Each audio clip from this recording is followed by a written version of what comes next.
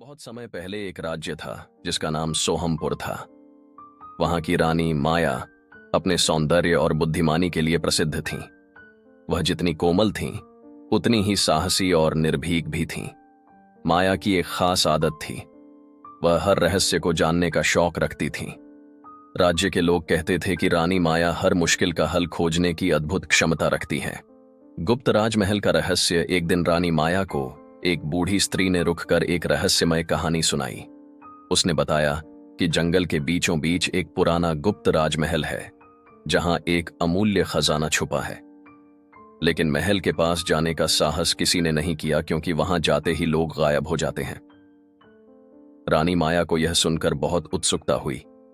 उन्होंने फैसला किया कि वह इस रहस्य को जानेंगी और उस राजमहल का भेद खोलेंगी। रानी का खतरनाक सफर। अगले दिन रानी माया अपने घोड़े पर सवार होकर जंगल की ओर चल पड़ी।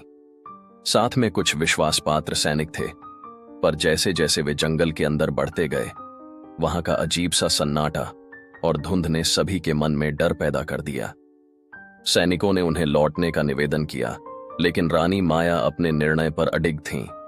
रास्ते में उन्हें कुछ चिन्ह मिले जो कि महल की ओर इशारा कर रहे थे।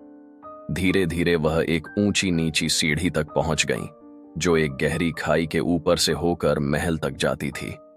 जैसे ही उन्होंने पहली सीढ़ी पर कदम रखा, हवा में एक अजीब सी फुसफुसाहट सुनाई दी। जो भी इस महल में जाएगा, उसे अपना सबसे कीमती गुण खोना पड़ेगा। साहस की परीक्षा। रानी माया का दिल जोर से धड़कने लगा, पर उन्होंने कदम आगे बढ़ाया। महल में पहुंचने पर उन्होंने देखा कि वहां एक विशाल कमरा है, जिसके बीचों बीच एक चमचमाती जड़ाऊ खजाने की संदूक थी। जैसे ही रानी ने उस संदूक को खोलने का प्रयास किया, वहां एक बूढ़े साधु की आकृति प्रकट हुई। उसने गूंजती आवाज में कहा, हे रानी माया, यदि तुम इस खजाने को लेना चाहती हो तो तुम्हें अपनी सबसे बड़ी शक्ति यानी अपनी बुद्धिमानी छोड़नी होगी। सोच लो, क्या तुम तैयार हो?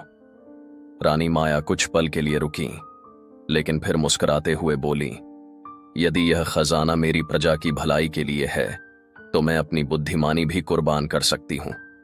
यह सुनकर साधु ने सिर झुकाया और बोला, सच्ची रानी वही है जो अपने राज्य के लिए हर बलिदान दे सके।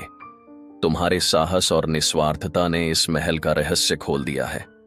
तुमने अपनी बुद्धिमानी नहीं खोई, बल्कि इसे और भी बढ़ा लिया है। रानी का विजय साधु की आकृति गायब हो गई और खजाने की संदूक का ढक्कन खुल गया। उसमें सोने, रत्नों और एक जादुई किताब का भंडार था। रानी माया ने उस किताब को ध्यान से पढ़ा।